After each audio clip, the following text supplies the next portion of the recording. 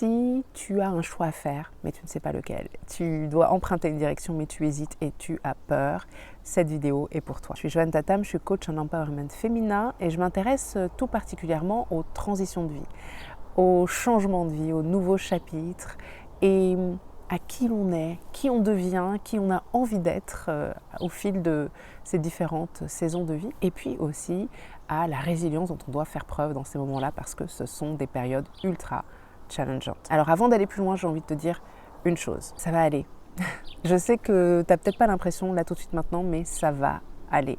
Quelle que soit la décision que tu vas prendre, quel que soit le choix que tu vas faire, la direction que tu vas emprunter, tu vas voir un peu plus loin sur le chemin que tout est ok, qu'il n'y a pas de mauvaise décision et tout va bien se passer. Tu vas en voir le bout, tu vas passer de l'autre côté.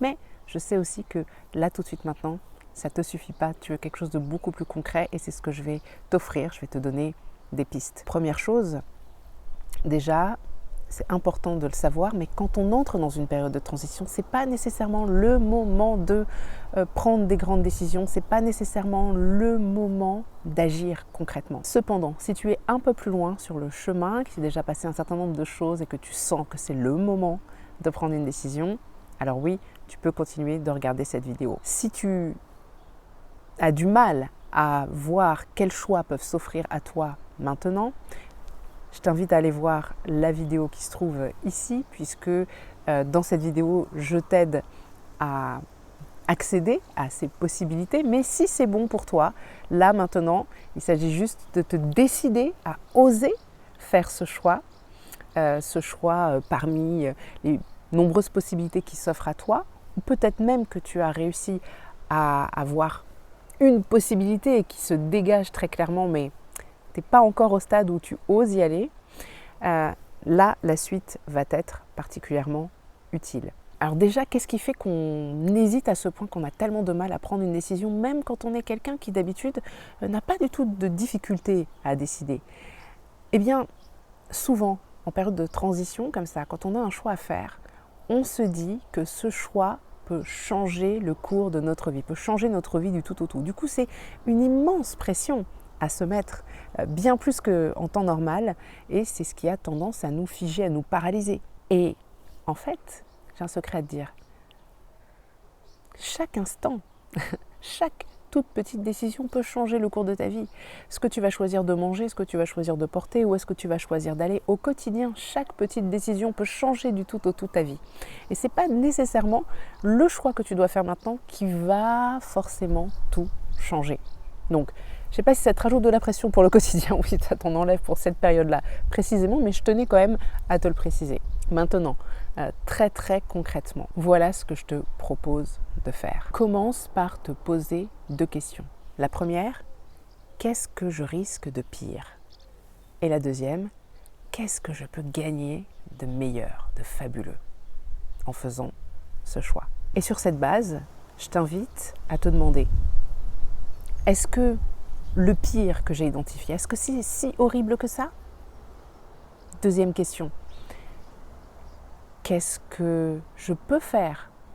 Comment je peux faire pour éviter ce pire? Et la dernière chose que je t'invite à faire, c'est sur la base de ce que tu as identifié comme étant le meilleur qui pourrait t'arriver en prenant cette décision, en osant faire ce choix, c'est de visualiser dans le moindre détail toutes les choses positives qui pourraient donc arriver.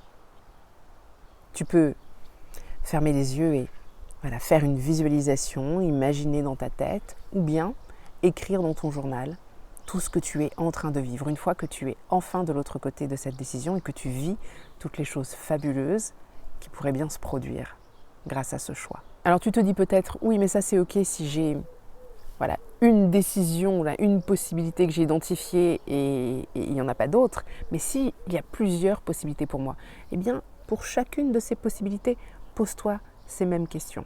Passe-les en revue et pose-toi ces mêmes questions. Et dans tous les cas, n'oublie pas une chose importante. Reste bien connecté à ton intuition. Écoute la réponse de ton corps face à chacune de ces possibilités, face à ce choix que tu hésites à faire, que tu n'oses pas faire. tout en sachant bien au fond de toi quelque part que c'est probablement la direction dans laquelle tu devrais aller. Écoute les réactions de ton corps. Est-ce que tu te sens en expansion? Est-ce que tu te sens en contraction? Et identifie bien ce qui cause la contraction. Parce qu'il y a peut-être des peurs, des doutes, des craintes qui viennent de ton cerveau, voire des couches successives de conditionnement, voire de ton éducation, de ton environnement actuel. Des choses en gros qui ne viennent pas de toi. Si tu parviens à être connecté à toi-même et à faire la part des choses entre ce qui vient véritablement de toi et ce qui vient de ton environnement, de tes conditionnements, etc., tu sauras plus facilement quelle est la meilleure décision à prendre pour toi, bien sûr. Et tu oseras plus facilement prendre la meilleure décision pour toi. En bonus, j'ai envie de te laisser avec ceci. Quoi qu'il arrive, il n'y a pas de mauvaise décision. Même si, à court ou moyen terme, tout part en cacahuète suite à la décision que tu auras prise, ça fait probablement aussi partie de ton chemin. Du moins, c'est une façon de voir les choses. Je ne compte pas le nombre de fois où je me suis plantée, où j'ai pris des décisions, parfois anodines, parfois beaucoup moins, et très rapidement, rien ne s'est passé comme prévu, tout s'est mal passé, tout est parti en vrille.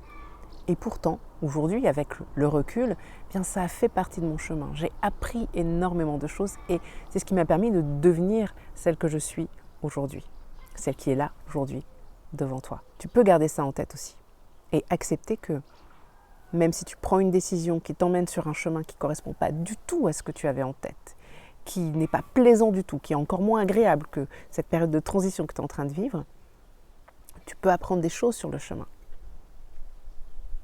Tu peux t'en servir pour te réinventer, pour être quelqu'un d'autre, pour être en tout cas une nouvelle version de toi-même ou exprimer une nouvelle version de toi-même.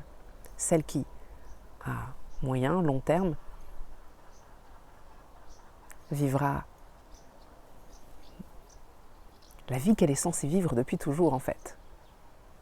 Et sera tellement mieux, tellement sereine, tellement confiante, tellement alignée et heureuse. Et si tu as besoin que quelqu'un te tienne la main, te guide, t'accompagne au fil de cette période de transition un petit peu houleuse, voire beaucoup, je t'invite à prendre connaissance de mes accompagnements individuels.